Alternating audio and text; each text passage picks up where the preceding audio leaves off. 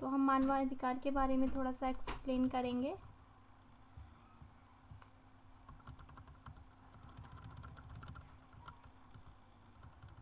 Screen आप लोगों को प्रेजेंट हो रही है?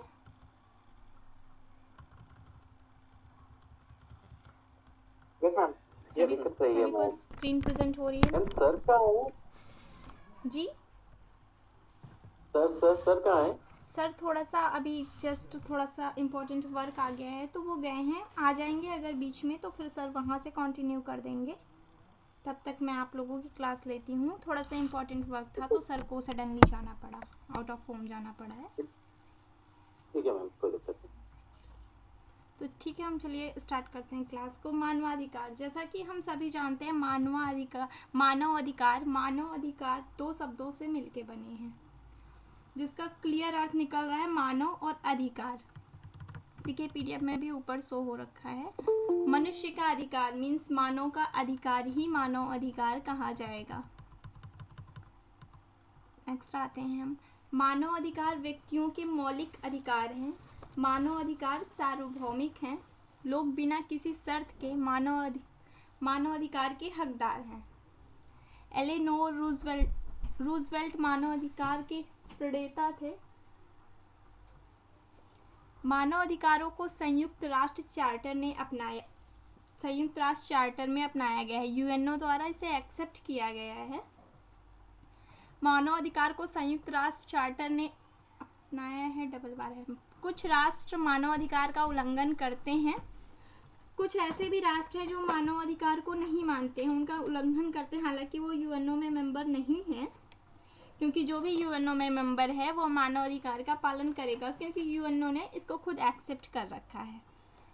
अंतर्राष्ट्रीय न्यायालय मानव अधिकार के उल्लंघन की जांच करता है, आईसीजे। क्लियर है ना? अंतर्राष्ट्रीय न्यायालय मानव अधिकार के उल्लंघन की जांच करता है। मानव अधिकार के जिनेवा सम्मेलनों में मानव अधिकार को शामिल किया गया है। मानव अधिकार में सरल और जटिल दोनों प्रकार के मुद्दे शामिल हैं।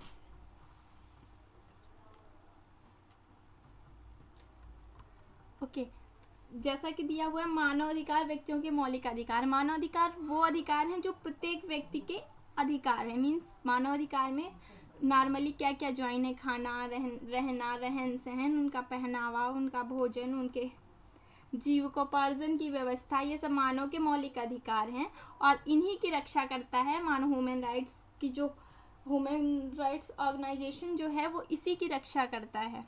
लोग बिना किसी शर्त के मानव अधिकार के हकदार होते हैं। इनके पास कोई शर्त नहीं है कि आप ये शर्त मानो तो फिर आप मानव अधिकार के लिए आप उसके हकदार हो, कोई ऐसा कुछ नहीं है। और जितने भी मेंबर यूएनओ में या संयुक्त राष्ट्र चार्टर में मेंबर हैं वो उसको मानव अधिकार को मानेंगे। अगर वो मानव अधिकार का उल्लंघन करेंगे तो यूएनओ के मेंबर हैं तो उनको फिर आईसीजे में लेके जाया जा सकता है। उसके लिए मतलब आईसीजे उसकी जांच कर सकता है। अंतर्राष्ट्रीय न्यायालय उसकी जांच करेगा। वैसे अदर भी है, अगर अदर मैटर भी है, यूएनओ के मेंबर नहीं है फिर भी अगर मैटर आईसीजे तक पहुंच जाता है तो उसकी जांच होती है। मानव अधिकार मानव अधिकारों का एक अनिवार्य हिस्सा है। यह सभी मानव के अधिकारों की रक्षा करता है। मानवाधिकार तो सभी मानवों के बेसिक जो अधिकार हैं वो जरूरी पार्ट हैं मानवों के लिए। अब हम देखते हैं मानव अधिकार क्या है। प्राकृतिक अधिकार जो मानव को जन्म लेते ही प्राप्त होते हैं उसे हम मानव अधिकार कहते हैं। दूसरे शब्दों में ऐसे अधिकार जो प्रत्येक व्यक्ति को मानव होने के नाते प्राप्त होते हैं उसे हम मानव अधिकार कहते हैं। जैसे भोजन, वस्त्र, आवास आदि। मानव अधिकार में आमतौर पर लोगों को बेहतर और सुरक्षित जीवन के लिए कुछ मूलभूत अधिकार दिए गए हैं। पुलिसकर्मी अपने कर्तव्य के कर्म में प्रायः ऐसी गलतियां कर बैठते हैं जिससे लोगों के मानव अधिकार का हनन हो जाता है। जब देखिए यहाँ पे एकदम क्लियर है कि प्रत्येक वो अधिकार जो जीवन के लिए जरूरी है उसे मानव। देखिए सर आपके आ गए हैं तो अब आगे सर ही क्लास लेंगे। ओके हाँ हेलो भाई, कैसे चल रही क्लास वगैरह? ठीक ठाक चल रही है आप लोगों की? Yes sir. चलो बहुत बढ़िया है भाई। समझ में तो आया कि नहीं आया आप लोगों को कुछ? तो 5 मिनट की तो क्लास हुई है। अच्छा अच्छा, कोई बात नहीं। मैं अभी आप लोगों से आज का जो हमारा टॉपिक है मानवाधिकार है, एमपीपीएससी का है, लोक सेवा आयोग समाज कार्य का यूनिट नंबर 4, उस पर हम लोग चर्चा करेंगे आप सभी लोग। और इसके बारे में हम थोड़ा सा देखेंगे कि क्या यहाँ से कैसे कैसे प्रश्न बनते हैं, ठीक है। और आप लोग कॉपी पेन ज़रूर अपने साथ लेकर बैठिएगा और उसको ज़रूर आप लोग नोट करिएगा, ठीक है। साथ ही साथ हम बात करेंगे मानवाधिकार के बारे में। और आप सभी लोगों को भली भांति तरीके से पता है कि मानवाधिकार कहते किसे हैं। तो मानवाधिकार तो मनुष्यों का अधिकार होता है, उसी को तो मानवाधिकार बोलते हैं हम लोग, है ना। तो जब भी कभी आप लोगों से कभी कोई चीज़ पूछे, कोई व्यक्ति पूछे, तो आप तुरंत बता दीजिए कि मनुष्यों का जो अधिकार होता है उसे मानवाधिकार कहते हैं। ये आपका क्लियर हो जाएगा तुरंत। आगे अगर हम बात करते हैं मानवाधिकार के अंतर्गत कुछ और भी इम्पोर्टेंट क्वेश्चंस बन सकते हैं आप लोगों से। जैसे आपसे पूछ सकता है कि बताइए मानवाधिकार से संबंधित ये मानवाधिकार दिवस कब मनाया जाता है, ठीक है, ये आपको ध्यान रखना पड़ेगा। और मानवाधिकार में आपसे अगर प्रश्न पूछे कि भाई मानवाधिकार जो अधिनियम है वो अलग है आपका, और केंद्र का मानवाधिकार वो अलग है आपका, और राज्य का मानवाधिकार वो अलग है आपका, लेकिन जो मानवाधिकार है वो आपका अलग है। तो यहाँ आप लोगों को ध्यान रखना है कि मानवाधिकार के परिप्रेक्ष्य में तो आपको याद रखना होगा 10 दिसंबर 1948, ये आप ध्यान रखिएगा। कई बार एग्जाम में प्रश्न भी पूछा भी गया है आप लोगों से, ठीक है।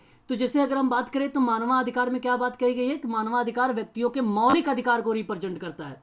किसको बताता है? मौलिक अधिकार को बताता है। ध्यान रखिएगा आप सभी लोग ये भी एक बात। दूसरी बात कि मानवाधिकार सार्वभौमिक होता है। तीसरी बात, मानवाधिकार में लोग बिना किसी शर्त के मानवाधिकार के हकदार है, ठीक है। एक बात ये आपको ध्यान रखना होगा। और देखो ये कई बार एग्जाम में प्रश्न भी पूछ कर आ गया है। एक बार प्रश्न आया हुआ था यूपीपीएससी में कि किसकी अध्यक्षता में 1946 में मानवाधिकार आयोग समिति का गठन किया गया था। तो आप ध्यान रखिएगा यहाँ पर जो नाम लिखा हुआ है एलेनोर रूजवेल्ट 1946, कॉपी पर नोट करिएगा आप सभी लोग। ये एक बार प्रश्न पूछा गया था कि किसकी अध्यक्षता में 1946 में मानवाधिकार आयोग समिति का गठन किया गया था। तो आप ध्यान रखिएगा यहाँ पर एलेनोर रूजवेल्ट मानवाधिकार का प्रेरणाता जो है इन्हीं के नाम, इन्हीं के अध्यक्षता या इन्हीं के आयोग की समिति के रूप में गठित किया गया था। ये आप ध्यान रखेंगे। आगे अगर हम बात करते हैं तो मानवाधिकारों के संयुक्त राष्ट्र चार्टर ने अपनाया है। अच्छा, ये आप सभी लोग जानते हैं संयुक्त राष्ट्र चार्टर क्या होता है? कोई भी व्यक्ति जरा मुझे बताए क्या होता है, प्लीज बताएं। संयुक्त राष्ट्र चार्टर बताएं क्या होता है? नहीं बता रहे हैं आप लोग। सर ये महासभा है क्या संयुक्त राष्ट्र के, मतलब अधिकार पत्र, संयुक्त राष्ट्र का अधिकार पत्र है। महासभा की बजाय अगर आप अधिकार पत्र बोले तो सबसे बेटर रहेगा। जी सर। हाँ, अधिकार पत्र है ये, ठीक है। तो ये हमें ध्यान रखना, संयुक्त राष्ट्र। जी जी बताएं। 24 अक्टूबर, आपको एक इंपॉर्टेंट बात बता रहा हूं आप सभी लोगों को। 24 अक्टूबर ध्यान रखिएगा सन 1945 में स्थापित किया गया था संयुक्त राष्ट्र अधिकार पत्र को, ठीक है। ये चीजें आपको थोड़ा सा ध्यान रखना पड़ेगा, है ना। आगे अगर हम बात करते हैं, यहां पर कहा गया है कि कुछ राष्ट्र मानवाधिकारों का उल्लंघन करता है, और ये सब के सारे पॉइंट्स जो है मानवाधिकार से संबंधित है। अंतर्राष्ट्रीय न्यायालय मानवाधिकार के उल्लंघन की जांच करता है। मानवाधिकारों के जेनेवा सम्मेलन में मानवाधिकारों को शामिल किया गया है। एक बात ये भी ध्यान रखना है, मानवाधिकार में सरल और जटिल दोनों प्रकार के मुद्दे जो है शामिल किए गए हैं। मानवाधिकार के जो है अधिकारों का एक अनिवार्य हिस्सा है। तो इस स्लाइड से आप लोगों को कुछ नई बातें जानकारी मिली है। अब मैं आपको बता देता हूं क्या क्या जानकारी आप सभी को दी गई है। तो ध्यान रखिएगा आप सभी लोग। एक तो मौलिक अधिकार की बात करेगा। दूसरी बात अगर हम बात करें प्रेरणा को लेकर, ठीक है, तो आप एलेनोर रूजवेल्ट का नाम याद रखेंगे और साथ में इसके साथ एक वर्ष याद रखिएगा। ये वर्ष इंपॉर्टेंट है 1946 का। तीसरी बात आप ध्यान रखेंगे यहां पर कि मानवाधिकारों का कुछ राष्ट्र जो होता है वो मानवाधिकारों को उल्लंघन करता है। जब यही प्रश्न के ऑप्शन में लिखा होता है तो बच्चे कंफ्यूज हो जाते हैं, कहते भाई ऐसा नहीं होता होगा। नहीं, ऐसा होता है, लेकिन कुछ राष्ट्र करते हैं। तो इसे हमें थोड़ा सा ध्यान रखना पड़ेगा, है ना, तभी समझ में आएगा। आगे अगर हम बात करते हैं तो एक और बात हम लोगों को समझ में आई कि मानवाधिकारों के जिनेवा सम्मेलन में मानवाधिकारों को शामिल किया गया है। तो एक ये भी बात हमें ध्यान रखना पड़ेगा। मानवाधिकार में सरल और जटिल दोनों टाइप के मुद्दे होते हैं, ये भी हमें ध्यान रखना पड़ेगा। तो कुछ चीजें थी जो मैंने इंपॉर्टेंट था, मैंने इसको रिपीट कर दिया है, आप लोगों को समझ में आ गया होगा आप सभी लोगों को। मानवाधिकार अगर हम बात करें सिंपल शब्दों में, तो आपको एक बात बता देता हूं कि 3 पीढ़ियों के रूप में इसको वर्णित किया गया था। 3 पीढ़ी के रूप में एग्जाम में प्रश्न बन जाता है, कितनी पीढ़ी के रूप में मानवाधिकारों को जो है वर्णन किया गया, तो 3 पीढ़ी याद रखेंगे आप सभी लोग। और 3 पीढ़ी मतलब एक पहली पीढ़ी थी, दूसरी पीढ़ी थी, तीसरी पीढ़ी में बात क्या कही गई है, इसको एग्जाम में प्रश्न पूछता। ये नहीं पूछता कि पहली पीढ़ी कब आई, दूसरी पीढ़ी कब आई, तीसरी पीढ़ी कब आई, ये एग्जाम में प्रश्न नहीं आता है। क्लियर हो गया इतनी बात? आप जरा स्पष्ट करें मुझे। Yes sir. मानवाधिकार बेसिकली जो था वो सार्वजनिक घोषणा पत्र के रूप में अगर जो जाना गया है वो 10 दिसंबर 1948 को हुई थी। ये हमें आप जो है हमें हम लोगों को ध्यान रखना पड़ेगा।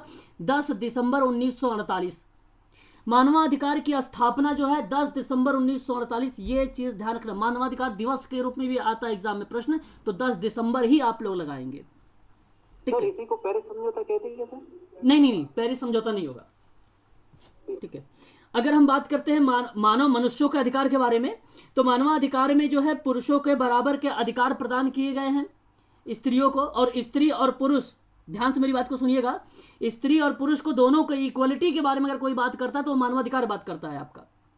ठीक है, अगर हम बात करते हैं कि मनुष्यों की प्रतिष्ठा को भी बनाए रखने के लिए मानवाधिकार का जो विकास हुआ है, वो मानवाधिकार के जो घोषणा हुआ था 10 दिसंबर 1948 के, इसी के परिप्रेक्ष्य में हुआ है, इसी के दृष्टिकोण में हुआ है, ये भी हमें ध्यान रखना पड़ेगा।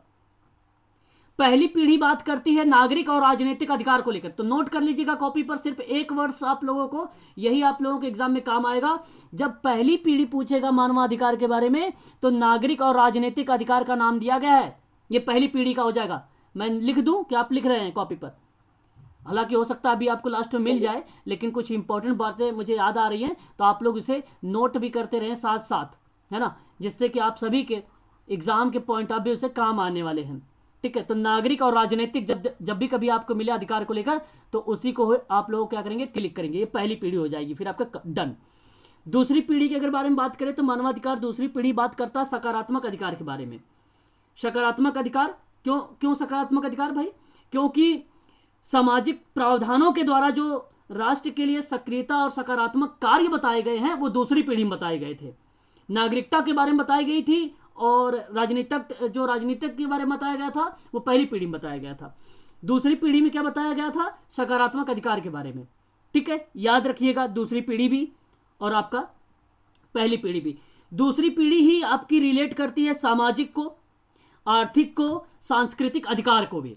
तो ध्यान रखिएगा, कभी कभी प्रश्न ये भी पूछ लेता है कि किस पीढ़ी में जिक्र किया गया है आर्थिक, सामाजिक और सांस्कृतिक अधिकार के बारे में, तो आप सभी लोग बताएंगे दूसरी पीढ़ी ही करेक्ट जवाब हो जाएगा आप सभी लोगों का, है ना? क्लियर हो गया होगा, है ना? दूसरी पीढ़ी भी। हाँ, तीसरी पीढ़ी, अगर आप लोगों एग्जाम में पेपर अगर आप सॉल्व कर रहे हैं, आप सभी लोगों को मैं देख भी रहा हूँ, ग्रुप में आप सब लोग चैट भी करते हैं और बहुत अच्छा कर रहे हैं, आप लोगों को मैं देख रहा हूँ, और हर एक व्यक्ति वहाँ पे रिस्पॉन्स दे रहा है, अपने डाउट को भी क्लियर कर रहा है, हर एक दूसरा व्यक्ति उसको डाउट को भी क्लियर कर दे रहा है। तो यहाँ आप सभी लोग ध्यान से सुन लीजिए कि प्रश्न आप सभी लोगों ने देखा भी होगा कि तीसरी पीढ़ी को लेकर, तो तीसरी पीढ़ी जो है यहाँ पर बात किया गया है सामूहिक अधिकार। किसके बारे में? सामूहिक अधिकार के बारे में बात किया गया है। बिना समूह के इसका कोई अस्तित्व ही नहीं होता। ये कौन सी पीढ़ी मानवाधिकार कहता है? तो ये तृतीय पीढ़ी के अंतर्गत आया था। यही रीजन था कि सामूहिक अधिकार होना जरूरी है। तो ये 3 पीढ़ी आपका मानवाधिकार से डन। बाकी इसमें आपको और चीजें पढ़ने की जरूरत ही नहीं है। चलिए आगे बढ़ते हैं। फिर मानवाधिकार के बारे में देख लीजिए। प्राकृतिक अधिकार जो मानव को जन्म देते हैं या प्राप्त होता है, उसे ही हम मानव अधिकार कहते हैं। दूसरे शब्दों में कहें तो ऐसे अधिकार जो प्रत्येक व्यक्ति को मानव होने के नाते प्राप्त होते हैं, उसे हम कहते हैं मानवाधिकार।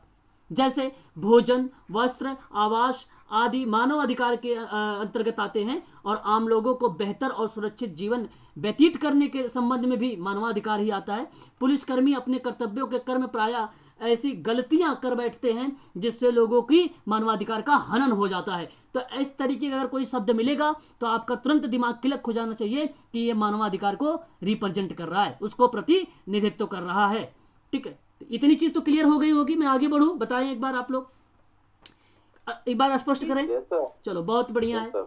चलो, और हम बात करेंगे यहाँ पे मानवाधिकार के बारे में, कुछ इम्पोर्टेंट और बिंदुओं के बारे में जो एग्जाम में एलिगेशन वाले प्रश्न बनाते हैं, जो अभिकथन के साथ साथ कहता है कि इन बिंदुओं पर विचार करें आप लोग। ऐसे भी प्रश्न आ जाते हैं तो कभी कभी इन प्रश्नों के लिए इसमें से कोई ना कोई एक पॉइंट लिख देता है, तो ये हमें जानना जरूरी है ऐसे प्रश्नों को समझने के लिए। मानवाधिकार का मूल रूप से ये वे अधिकार होते हैं जो प्रत्येक व्यक्ति जो इंसान होने के कारण मिलता है, तो ये एक प्रकार का मानवाधिकार के रूप में आ जाता है। मानवाधिकार मानदंडों का एक ऐसा समूह है जो मानव व्यवहार के कुछ मानकों को चित्रित करता है। ठीक है, क्या करता है? चित्रित करता है। यानी जो मानदंड क्या होते हैं, जो रूल रेगुलेशंस होते हैं, जो नियम होते हैं, वह मानव व्यवहार को क्या करते हैं? मानक के रूप में चित्रित करते हैं, तो वो भी मानवाधिकार के ही अंतर्गत आएगा।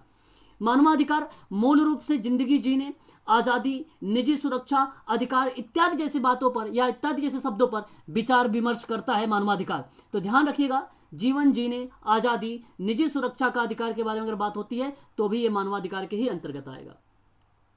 आगे अगर हम बात करते हैं तो देश में सभी को समानता का अधिकार होता है, समान रूप से दिया जाता है। तो ये भी हमें ध्यान रखना पड़ेगा कि देश में सभी को समानता का अधिकार और समान रूप की अगर कोई बात करता है तो वह मानवाधिकार करता है। मानवाधिकार में प्रत्येक व्यक्ति अपना लिंग, जाति, धर्म, संस्कृति, सामाजिक स्थिति को जो है परवाह किए बिना हकदार होता है। तो ये तो सिंपल है, ये आप सबको पता होगा, आप सभी लोग जानते हैं भली भांति तरीके से। नेक्स्ट बात करते हैं, यहाँ पे कहता है कि ये वो मानदंड होते हैं जो मानव व्यवहार के कुछ मानकों का वर्णन करते हैं और कानून के द्वारा संरक्षित होते हैं।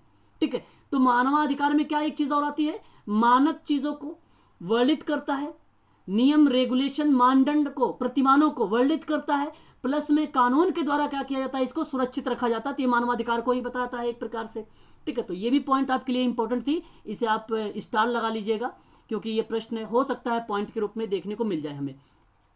मानवाधिकार की दो व्यापक श्रेणी होती हैं और उन दोनों व्यापक श्रेणियों में क्या किया गया है? डिवाइड किया गया है। कौन मुझे बताएगा कि नागरिक और राजनीतिक अधिकार को जो है मानवाधिकार की कौन सी पीढ़ी में डिवाइड किया गया है? कौन बच्चा बताएगा? बताएं जरा। राजनीतिक और जी, वेरी गुड, पहली पीढ़ी में डिवाइड किया गया है। ध्यान रखिएगा, ये तीन पीढ़ी का नाम कभी कभी केवल यही लिख देगा कि नागरिक और राजनीतिक अधिकारों के बारे में चर्चा करता है, तो ये चीज भी आपका इन्वॉल्व है मानवाधिकार के ही अंतर्गत, पहली पीढ़ी के अंतर्गत आता है। Very good.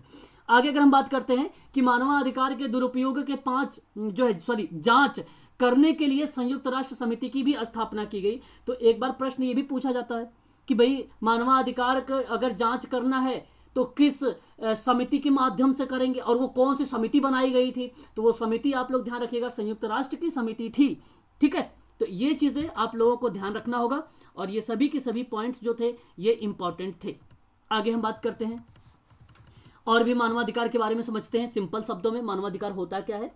देखिए, आप सभी लोग जानते हैं मानवाधिकार, जैसा कि नाम से ही पता चल जाता है हमें कि भाई व्यक्तियों के अधिकार की बात कर रहा होगा, राष्ट्र के नागरिकों के अधिकार के बारे में बात कर रहा होगा, जिनके द्वारा उन्हें सभी क्षेत्रों में, जैसे सभी क्षेत्र क्या हो सकते हैं? आर्थिक हो सकता है, राजनीतिक हो सकता है, सामाजिक हो सकता है, ये उसके पार्ट है एक प्रकार से। उन सभी क्षेत्रों में उसका क्या है? स्वतंत्रता प्राप्त करने की बात करता है। जब मनुष्य अपने समाज या समुदाय का जब सदस्य बन जाता है तो उसे हम अधिकारों को अत्यधिक आवश्यकता के रूप में महसूस करने लगते हैं, है कि नहीं?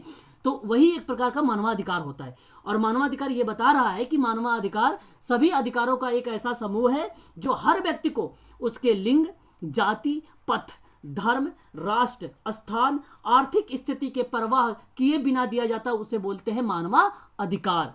ठीक है, तो ये सिंपल शब्द है, आपको ये पता होना चाहिए कि मानवाधिकार होता क्या है, ये चीजें है ना। आगे बढ़ते हैं और फिर उसके बाद अगर हम बात करें, यहाँ पर मानवाधिकार के कुछ कॉन्सेप्ट हैं, कुछ अवधारणाएं हैं, और अवधारणाएं से अगर आपको याद रखना है तो मैं आप सबसे 2-3 बातें बताऊंगा, जैसे आपको वही ध्यान रखे तो अच्छा रहेगा। जैसे अगर मैं आपसे कहूं तो एक अंतर पीढ़ी दृष्टि जो है, जैसे आपने देखा पहली पीढ़ी, दूसरी पीढ़ी, तीसरी पीढ़ी, तो ठीक उसी प्रकार से आप अगर रिप्रेजेंट करें अंतर पीढ़ी दृष्टि से तो मानवाधिकार को परिभाषित कर सकते हैं हम सभी लोग। पीढ़ी के हिसाब से बताइए, परिभाषित नहीं कर सकते क्या हम लोग कि ये मानवाधिकार है? कर सकते हैं, हाँ या ना में बताइए आप लोग। जो कर सकते हैं, बिल्कुल कर सकते हैं। तो एक बात तो ऐसे अगर हमें याद है तो भी उसकी अवधारणा क्लियर है। फिर अगर वो बात हमें याद है तो उसकी कॉन्सेप्ट हमें क्लियर है। अगर हम मानवाधिकार के अगर बारे में बात कर रहे हैं तो जब उसकी कभी प्रतिष्ठा वगैरह के बारे में बात होती है तो हम वहां पे निर्धारण के अधिकारों का सम्मान करने की जब बात करते हैं, निर्धारण के, जैसे निर्धारण का मतलब होता है आत्मनिश्चय। निर्धारण का क्या मतलब होता है? आत्मनिश्चय। यानी एक शब्द में बताऊं मैं आपको कि व्यक्ति को अपने अधिकार का ज्ञान हो और वह अपने किसी भी कार्य को करने के लिए स्वयं निर्णय ले सके, यानी अंदर जो अधिकारों का प्राप्त है उसे आत्मसम्मान की भावना से वो जागृत हो सके, तो भी आप कह सकते हो कि भैया यहाँ पे मानवाधिकार का कॉन्सेप्ट क्लियर हो गया। तो ये कॉन्सेप्ट मतलब अवधारणाएं होती है, कुछ मूलभूत अवधारणाएं हैं, तो हम इससे भी क्लियर कर सकते हैं, है ना। तो जरूरी ये नहीं कि जो आपके सामने पीडीएफ पड़ी है यही प्रश्न आप लोगों से पूछा जाए। आपसे ऐसे ही प्रश्न बन सकता है कि भागीदारी के अधिकार में, तो क्या भागीदारी के जो अधिकार हैं वो भी बेसिकली क्या करता है? प्रोत्साहन देता है। भागीदारी के अधिकारों के बारे में बात करें तो वो भी क्या देता है? प्रोत्साहन देता है। प्रत्येक व्यक्ति को पूर्णता समझने की बात करता है, सामर्थ्यों की पहचान करने की बात करता है, विकास करने की बात करता है। तो ये सभी के सभी कॉन्सेप्ट के रूप में आ जाते हैं। तो हम देखेंगे यहाँ पे किस तरीके से इसका क्लासिफिकेशन किया गया है। और पहला एक पॉइंट लिखा हुआ है संस्थापित, ये एक प्रकार से शास्त्रीय है। तो शास्त्रीय का मतलब होता है प्राचीन, है ना। यहाँ पे क्लासिकल कंडीशनिंग थ्योरी, अच्छा कौन बताएगा? शास्त्रीय अनुबंधन का सिद्धांत, ये एग्जाम में प्रश्न पूछा हुआ है, मुझे इस शब्द से याद आया है। कोई बताना चाहेगा मुझे? शास्त्रीय अनुबंधन का सिद्धांत किस विद्वान ने दिया है? Pavlov. Ivan Patrick Pavlov, very good, 1904 में, नोट कर लीजिएगा, वेरी गुड, शाबाश। तो यहाँ पे जो है संस्थापित शास्त्रीय, इसके अंतर्गत नागरिक राजनैतिक अधिकारों को सम्मिलित किया गया है। तो आप बताइए जरा एक बार, ऐसे कॉमन सेंस लगाइए, ये पहली पीढ़ी है, और जब पहली पीढ़ी होने के नाते हम इसको प्राचीन नहीं बोल सकते हैं, बिल्कुल बोल सकते हैं, हम इसको पहली पीढ़ी होने के नाते शास्त्रीय भी बोल सकते हैं, ठीक है। तो इसी के अंतर्गत देखिए पहली पीढ़ी में जो जिक्र किया गया था नागरिक और राजनीतिक के बारे में बात किया गया था, ये भी आप कॉमन सेंस लगा सकते हैं। इसके वजह से भी आपका ये भी ऑप्शन जो हो जाएगा फिर सत्य हो जाएगा। तो शास्त्रीय क्यों है? क्योंकि यहाँ पे सबसे पहली पीढ़ी में नागरिक और राजनीतिक अधिकारों को सम्मिलित किया गया था। प्रायः यह व्यक्ति के प्रभावित करने वाली जो राज्य शक्तियां थी वो इसमें सीमित करती थी। तो ये इसी वजह से इसको क्या बोला गया? शास्त्रीय बोला गया, या इसी को कहा गया संस्थापित भी, ठीक है, याद रखिएगा। ये पहले एक पॉइंट थी। दूसरी पॉइंट के बारे में बात करें तो मौलिक और मूल अधिकार। देखिए अभी आप लोग पढ़ रहे थे, मैंने आपको कुछ पॉइंट के रूप में वहां पे मेंशन किया था आप लोगों से, पॉइंट टू पॉइंट के रूप में।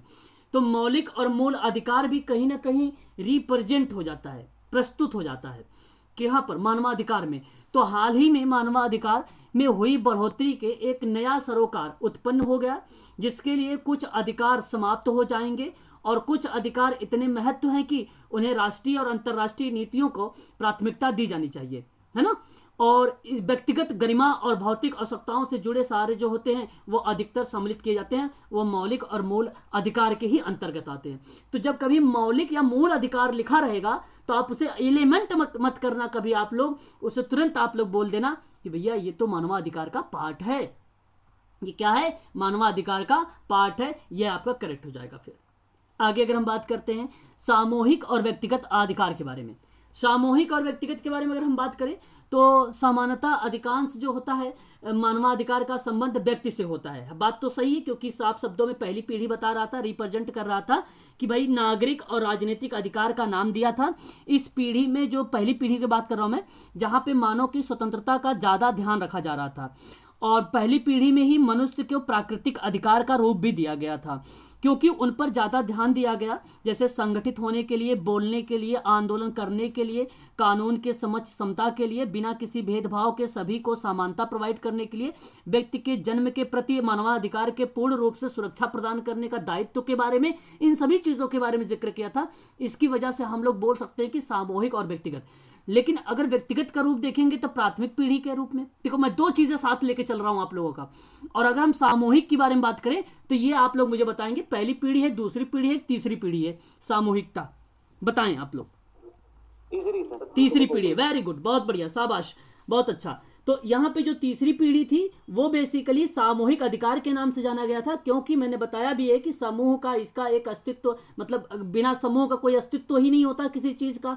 तो वहां पे समूह के बारे में प्राथमिकता दी गई और सामूहिक स्तर पर ही इसे लागू किया गया था, जो तृतीय पीढ़ी थी, ठीक है। और कहा जा रहा है यहाँ पर कि मानवाधिकार के संबंध में व्यक्ति से होता है, अतः यह स्पष्ट हो जाएगा कि उनमें से कुछ अधिकारों का प्रयोग केवल समूह के द्वारा किया जा सकता है।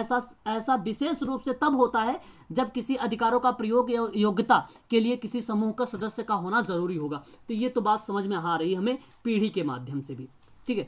अब यहाँ पर ये तो आपको पता ही है कि प्रथम द्वितीय तृतीय पीढ़ी का अधिकार, अब ये तो आपको मैं पहले ही बता चुका हूँ, क्या बार बार बोलूँ आप लोगों को, है कि नहीं, ये आपको पता है। चले आगे बात करते हैं। अब हम बात करेंगे विशेषताओं के बारे में। तो मानवाधिकार की क्या विशेषताएं हो सकती हैं? कोई भी अपने मन से 2-4 शब्दों के बारे में बता सकता है मुझे, क्या विशेषताएं हो सकती हैं मानवाधिकार की विशेषताएं? बताएं अपने शब्दों में क्या इसकी विशेषताएं हो सकती हैं।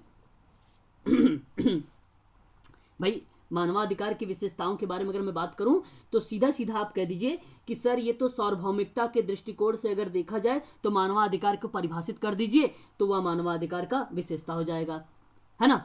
एक होता है अविभाजनीयता, अभी बताऊंगा क्या होता है अविभाजनीयता की दृष्टि से भी देखा जाए तो मानवाधिकार को परिभाषित कर सकते हैं हम। हस्तांतरण की दृष्टिकोण से देखा जाए तो भी मानवाधिकार को परिभाषित कर सकते हैं। अनिराकरणीय दृष्टिकोण से देखा जाए तो भी हम परिभाषित कर सकते हैं। अंतर पीढ़ियों के अगर अंतर दृष्टिकोण से देखा जाए मानवाधिकार को तो भी हम परिभाषित कर सकते हैं। तो ये एक प्रकार का बता देता है कि ये भाई इसकी विशेषताएं हैं। मूलतः यहाँ पे अगर बात की जाए तो 6 प्रकार की विशेषताएं हैं। नंबर 1 विशेषता बता रहा है आपसे ये कि मानव होने के नाते लोगों के पास अधिकार है, तो ये एक आपकी विशेषता है। पहली चीज ध्यान से देखिए, गरिमापूर्ण और मानव जीवन जीने सब लोगों को यह अधिकार दिलाने की दिशा में काम करने के सबको अधिकार है। जाति भेद, रंग भेद, धार्मिक लिंग भेद के आधार पर इन अधिकारों से किसी को वंचित नहीं किया जा सकता है। तो एक तो अधिकार ये भी आपका हो जाएगा, ठीक है।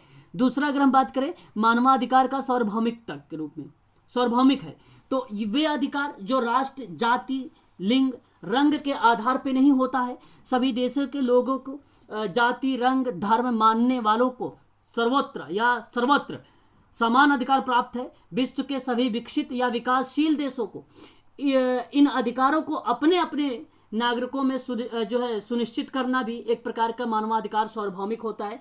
तो सार्वभौमिकता के दृष्टिकोण से भी आप इसको परिभाषित कर सकते हैं, क्योंकि सार्वभौमिकता के द्वारा सभी मनुष्यों को बिना किसी स्वार्थ हेतु मानवाधिकार को लागू या प्रदान किया जा सकता है और राष्ट्र का प्रत्येक नागरिक और मनुष्य अपने इन अधिकारों को प्राप्त करके लाभान्वित हो सकता है। अपने अधिकारों को प्राप्त करते हुए वह सुख का वर्णन भी कर सकता है। तो वही बात यहां पर बताने की कोशिश की जा रही है पॉइंट नंबर 2 में, ठीक है। याद रखेंगे आप सभी लोग इसे भी। पॉइंट नंबर हम 3 के बारे में बात करें, मानवाधिकार सभी लोगों के लिए समान मानता है। भाई ये बात तो आप भली भांति तरीके से जानते हैं, समानता की भी बात करता है मानवाधिकार। तो यहाँ पे अगर हम देखें तो सभी मानव अधिकार और गरिमा के मामले में समान और स्वतंत्र पैदा हुए हैं। इसलिए वे सभी अपनी अलग अलग संस्कृतियों और परंपराओं, राजनीतिक विचारधाराएं, लैंगिक सामाजिक उद्भव, प्रतिष्ठा इत्यादि का सम्मान करते हुए समान व्यवहार और अवसरों का अधिकारी भी है, ठीक है। तो यहाँ पर आपका ये भी जवाब जो हो जाएगा फिर सही हो जाएगा कि मानवाधिकार सभी लोगों को समान रूप में देखा जाता है, ठीक है। तो ये चीज़ भी हमें ध्यान रखना पड़ेगा थोड़ा सा। आगे अगर हम बात करते हैं तो मानवाधिकार में नेक्स्ट पॉइंट पर कह रहा है कि मानवाधिकार के अंतर्गत, ठीक है, यहाँ पे पॉइंट नंबर 4 देखेंगे, वे अधिकार मूलतः वैयक्तिक होते हैं। इसका मतलब ये होता है कि वे अधिकार जो व्यक्ति और राज्य के बीच में संबंधों को संबद्ध होते हैं। परिणाम स्वरूप सरकार को ऐसे समाज का निर्माण करना चाहिए जिसमें प्रत्येक व्यक्ति अपने अधिकारों को स्वतंत्रता पूर्वक प्रयोग करके उसका आनंद उठा सके। अभी मैंने आपको सार्वभौमिकता के दृष्टिकोण के आधार में भी इस बातों को थोड़ा सा चर्चा कर दिया था, तो ये भी चीज़ें हम वहाँ पे जोड़ भी सकते हैं। मानवाधिकार के अंतर्गत मानवता और मौलिक सिद्धांत को समाहित करता है, ये बात हमने शुरुआत में बता दिया था। वे अधिकार जो मानव के व्यक्तित्व का विकास कर रहा है, मानवीय गरिमा के लिए आधारभूत है। एक आधारभूत का मतलब होता है मूलभूत, और ऐसे अधिकारों का उदाहरण जो अगर हम बात करें इसका स्वरूप जीवन का अधिकार, दासता से मुक्ति, उत्पीड़न, ठीक है, स्वतंत्रता का अधिकार, ठीक है, ये होता है। अच्छा, कौन मुझे बताएगा कि भारतीय दासता अधिनियम कब लाया गया था? कोई व्यक्ति बताना चाहेगा मुझे? बताए, कोई भी व्यक्ति बताए। अच्छा प्रश्न है, मैंने आप लोगों से क्वेश्चंस किए हैं, बताएं। Sir option. ओके, मतलब ऑप्शन भी मुझे देना ही पड़ेगा। तो आप ऑप्शन में लिख लीजिए या नोट कर लीजिए। एक 1929, ठीक है, 1922, ठीक है, और 1900 आपका हो जाएगा 65, 1989, 1989।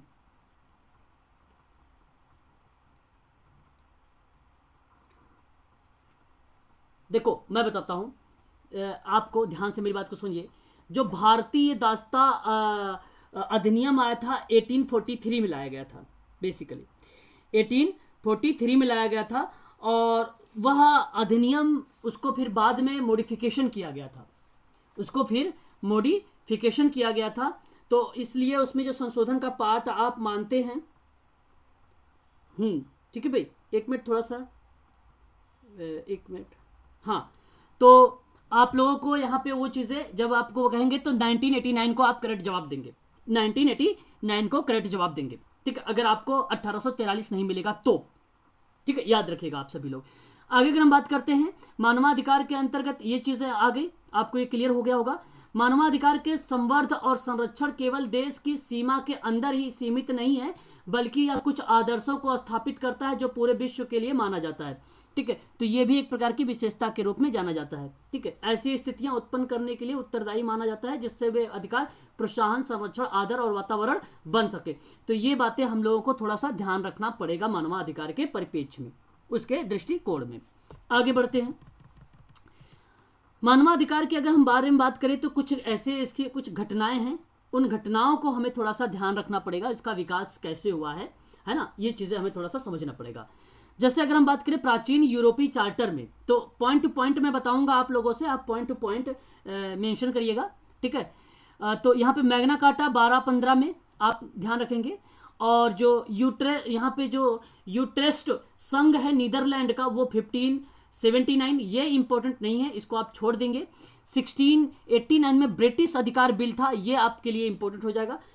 मानवाधिकार का इस तरीके से विकास हुआ, ठीक है। ये आया कहाँ से, जो है एक मैग्ना चार्टा अधिकार पत्र के माध्यम से, एक चार्टर के माध्यम से, ठीक है। और मौलिक स्वतंत्रताओं की बात कहते हुए, जिसमें 1215 के में जो मैग्ना कार्टा जिसको कहा गया वो भी आया था, जो अभिजात या कुलीन वर्गों के संबंध में था।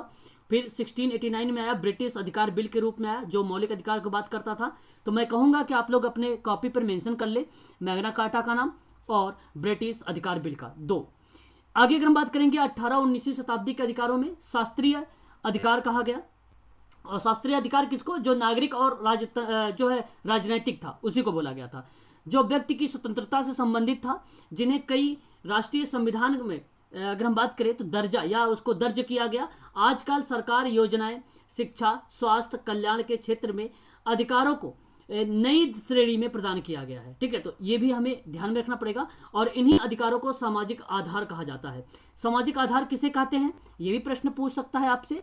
तो सामाजिक आधार जो बोलेंगे, रोजगार, शिक्षा, स्वास्थ्य, कल्याण के क्षेत्र में अधिकारों का जो नई श्रेणी प्रदान की जाती है, उसी को बोला जाता है अधिकारों का सामाजिक आधार, ठीक, याद रखेंगे इसको। आगे अगर हम बात करते हैं तो सामाजिक अधिकारों को पहले जो है राष्ट्रीय नियमावली के में शामिल किया गया। और एग्जाम्पल के तौर पे आपके सामने है ILO, आपने नाम सुना होगा ILO के बारे में। अंतर्राष्ट्रीय श्रम संगठन की जो स्थापना हुई थी वो 1919 में हुई थी। इसमें इसको मेंशन किया गया था सामाजिक अधिकारों को लेकर, ठीक है। तो ये चीज़ें हमें थोड़ा सा ध्यान रखना पड़ेगा। मैं आप लोगों से यही कहूँगा कि ILO को ध्यान में रखिएगा, ये आपसे सम्मिलित करने में लेकर पूछ सकता है। कुछ इंपॉर्टेंट पॉइंट्स आ रहे हैं आप सभी लोगों के सामने, इन इंपॉर्टेंट पॉइंट्स को भी आप लोग ध्यान रखेंगे। जैसे 1215 में मैग्ना कार्टा, 1776 में यानी 1776 में अमेरिकी स्वतंत्रता का घोषणा पत्र और अधिकार पत्र। दरवाजा बंद है, ठीक है। आगे अगर हम बात करते हैं 1987 में संयुक्त राज्य अमेरिका का संविधान, 1789 में मनुष्यों के अधिकार का फ्रांसिस घोषणा, 1946 में संयुक्त राष्ट्र का मानवाधिकार का आयोग का गठन, सार्वभौमिक मानवाधिकार की घोषणा पत्र 1948 में। ये वही है जो आप पढ़ रहे हैं अभी, जो आप पढ़ रहे हैं,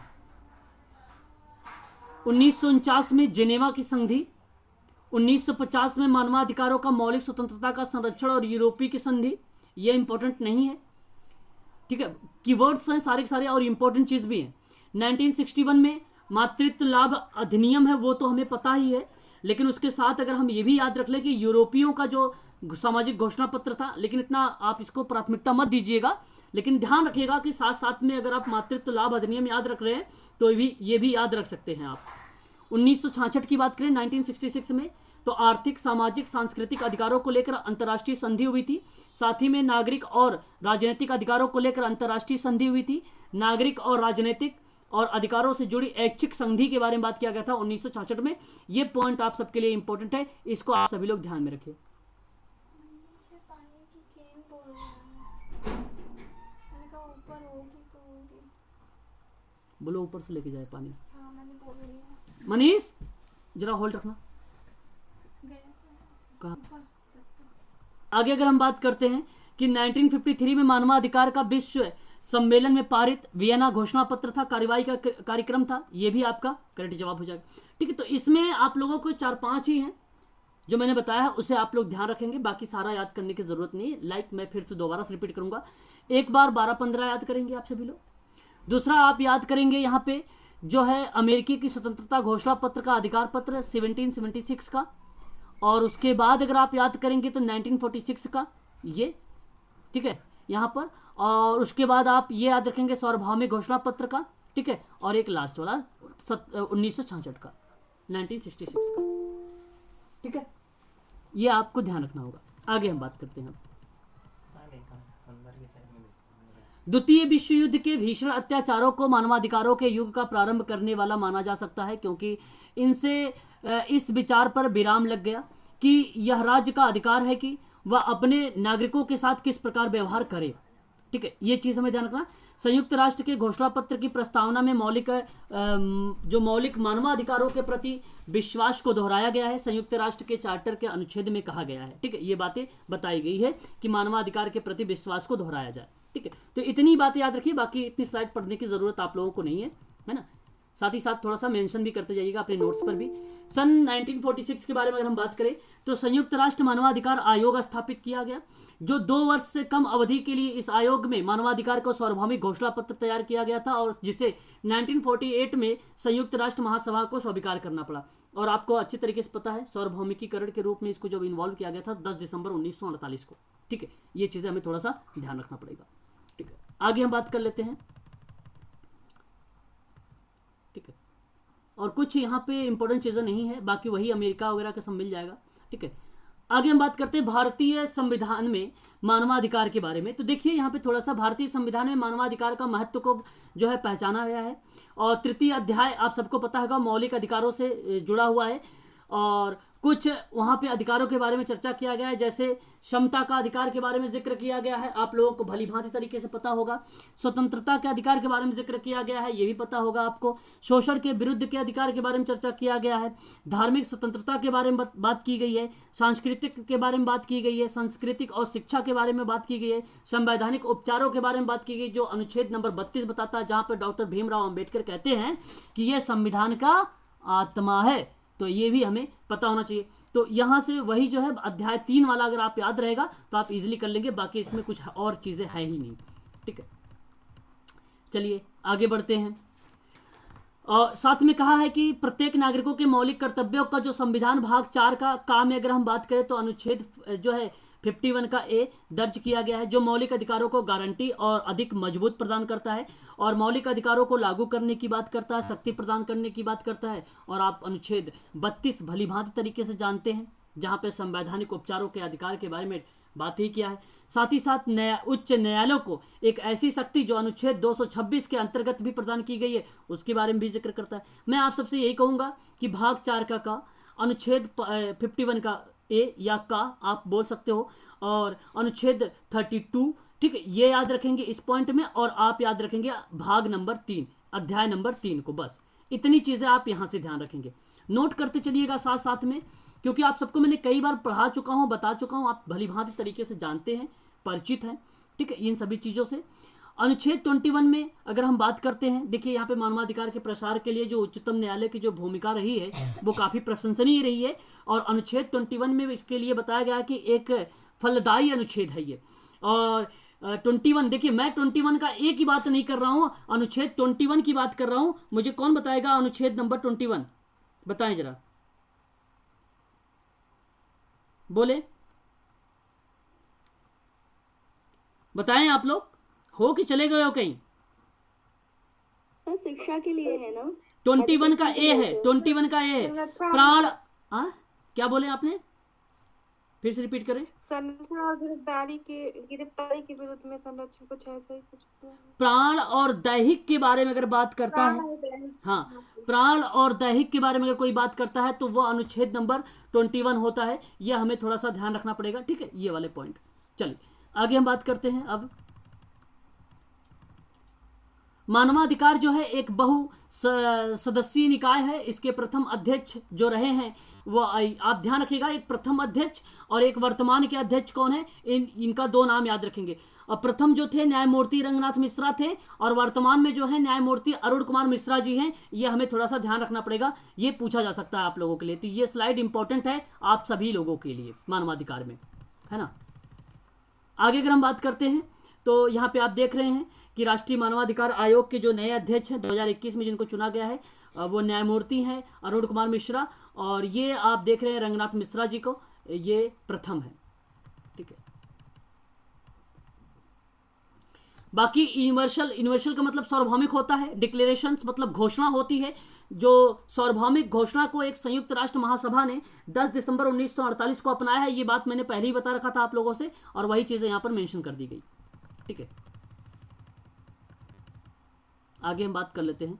अच्छा, अब हम लोग कुछ करेंगे, इंपॉर्टेंट क्वेश्चंस देखेंगे फटाफट और बताएंगे, जवाब आप सभी लोग दें। किसकी अध्यक्षता में सन 1946 में मानवाधिकार के आयोग जो है समिति का गठन किया गया था, क्या नाम था उनका, बताएं आप लोग सभी। रंगराज मिश्रा था जी, डी, बी नंबर। अच्छा बी। यहाँ पे जो एलोनोर रूजवेल्ट का नाम आ रहा है, मैंने अभी आपको शुरुआत में बोल दिया था, यही करेक्ट जवाब हो जाएगा, ऑप्शन नंबर बी, ठीक है, बहुत बढ़िया। ये इसे थोड़ा सा हमें ध्यान देना है। अंतर्राष्ट्रीय मानवाधिकार दिवस मनाया जाता है कब, 31 मई, 8 मार्च, 10 दिसंबर, 10 अक्टूबर, बताएं। 10 दिसंबर। हाँ, थोड़ा सा तेज बोलें भाई, क्या कर रहे हो दीपा जी, सो रहे हो क्या आप? हाँ, तेज तीव्र गति और एक्टिव होके। वर्तमान में राष्ट्रीय मानवाधिकार आयोग के अध्यक्ष कौन है? पिनाकी चंद्र घोष जी हैं कि स्तुति कंकर हैं कि न्यायमूर्ति? हाँ, यहाँ पे वर्तमान की बात हुई है तो न्यायमूर्ति अरुण कुमार मिश्रा जी हैं। वेरी गुड, यहाँ पे सही जवाब ऑप्शन नंबर आपका डी हो जाएगा। आगे हम बात कर लेते हैं। 10 दिसंबर 1948 को संयुक्त राष्ट्र संघ के कितने मानवाधिकार को अपनाया गया था? तो एक चीज तो मैंने बताया नहीं, लेकिन आप यहाँ पे सुन लीजिए आप सभी लोग अच्छे तरीके से कि 10 दिसंबर 1948 को संयुक्त राष्ट्र संघ ने 30 मानवाधिकारों को अपनाया था। 30 याद रखेंगे आप सभी लोग, 30 फैक्ट के रूप में है। राष्ट्रीय मानवाधिकार आयोग के प्रथम अध्यक्ष कौन रहे हैं? न्यायमूर्ति अरुण कुमार मिश्रा रहे हैं की स्तुति। हाँ, प्रथम आ गया था यहाँ पे ना, और प्रथम होने के नाते हम कह देंगे रंगनाथ मिश्रा जी को। शाबाश, बहुत बढ़िया, आप लोगों को अभी तक क्वेश्चन सही आ रहे। ऐसे ही प्रश्न पूछे जाएंगे, कोई इसमें टफ प्रश्न नहीं है। राष्ट्रीय मानवाधिकार आयोग के कार्यों के बारे में थोड़ा सा आप बताएं, इसके कार्य किस परिप्रेक्ष्य में होता है, किस दृष्टिकोण में होता है इसका कार्य। कि मानवाधिकार उल्लंघन की जांच करेगा, कि लोक सेवा और मानवाधिकार का उल्लंघन रोकने की अपेक्षा जांच करेगा, कि मानवाधिकार साक्षरता का प्रसार और जागरूकता का फैलाव करेगा, कि उपरोक्त तो सभी करेगा। क्या काम करेगा हमारा राष्ट्रीय मानवाधिकार, बताएं। सिंपल कॉमन क्वेश्चन, सारे काम करेंगे।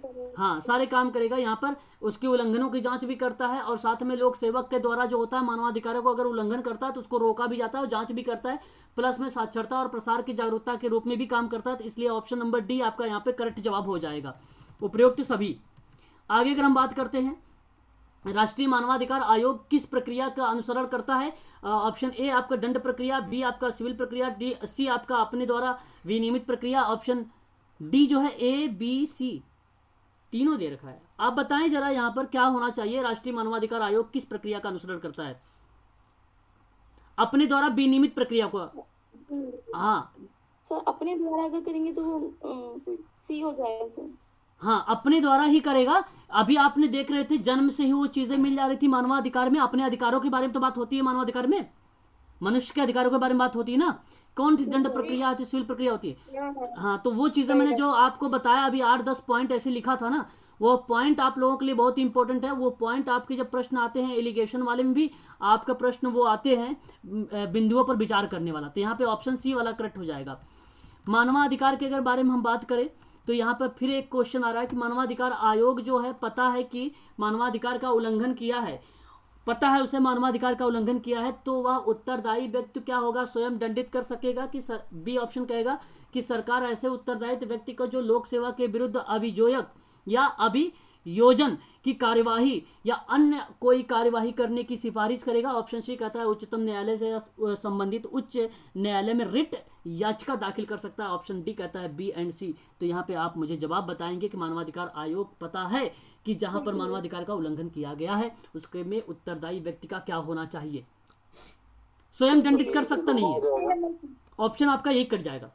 अगर हम बात करें यहाँ पर तो सरकार वाला भी सही हो जाएगा। उच्चतम न्यायालय जो है उसके संबंध में उच्च न्यायालय का रिट याचिका दाखिल कर सकता है, तो ये भी सही हो जाएगा। ऑप्शन नंबर डी फॉर यहाँ पे बी और सी सही है। राष्ट्रीय मानवाधिकार आयोग क्या है, संवैधानिक निकाय हो जाएगा कि संवैधानिक निकाय हो जाएगा कि एक बहुसदस्यीय संस्था हो जाएगा कि ए और सी हो जाएगा। राष्ट्रीय मानवाधिकार आयोग क्या है, तो संवैधानिक बहुसदस्यीय संस्था तो है, ये बात तो सही है क्योंकि अभी आपने ऊपर देखा भी है, स्लाइड में लिखा हुआ था। हाँ, इसमें कोई दो राय नहीं है कि ये तो है, तो इसलिए ऑप्शन नंबर डी हो जाएगा। किसी ने बोला है अभी, तो ये इसलिए आपको ध्यान देखो, एक पॉइंट मिल रहा था यहाँ पर और ऑप्शन में भी सी मिल रहा था, तो आप प्राथमिकता देते। अगर प्रश्न नहीं आ रहा था तो भी आप इसको प्राथमिकता देते तो भी आपका सही हो जाता है। ऐसे प्रश्नों को आपको इसी तरीके से करना होता है। एक और प्रश्न लेते हैं, एक मिनट।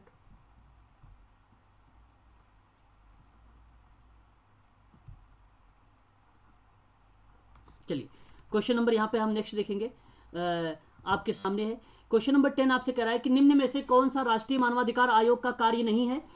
कोर्ट में लंबित किसी मानवाधिकार से संबंधित कार्यवाही के हस्तक्षेप करना, कैदियों के लिए मानवाधिकार की रक्षा करना, किसी मानवाधिकार पीड़ित को आर्थिक मुआवजा देना, कि मानवाधिकार के क्षेत्र में शोध को बढ़ाना। नहीं है, कार्य का मतलब नहीं, यहाँ पर नहीं है। बताएं, बताओ ऑप्शन सी होगा। आप लोग सोचो जरा। तो मुआवजा देना, हाँ, ये आपका किसी मानवाधिकार पीड़ित को आर्थिक मुआवजा देना, ये आपका नहीं है। बाकी सारे के सारे आपका यहाँ पे करेक्ट जवाब हो जाएंगे। ठीक है, चलिए आगे बढ़ते हैं और नेक्स्ट क्वेश्चन लेते हैं हम सभी लोग। सर शोध को भी बढ़ावा देंगे मानवाधिकार में। हाँ बिल्कुल। अच्छा, समाप्त हो गया। हाँ, यहाँ पे अब आपका ये टॉपिक जो है समाप्त हो चुका है। ठीक है, यहाँ पे 10 क्वेश्चन थे, 10 क्वेश्चन के साथ आंसर भी आपके सामने यहाँ पर है। ठीक है, और हमने ये कंप्लीट करवा दिया, मानवाधिकार आपका कंप्लीट हो गया। कल आप लोगों की क्लास जो है, अभी मैं सोच रहा हूँ कि संविधान को लेकर ही इसको समाप्त किया जाए। ठीक है।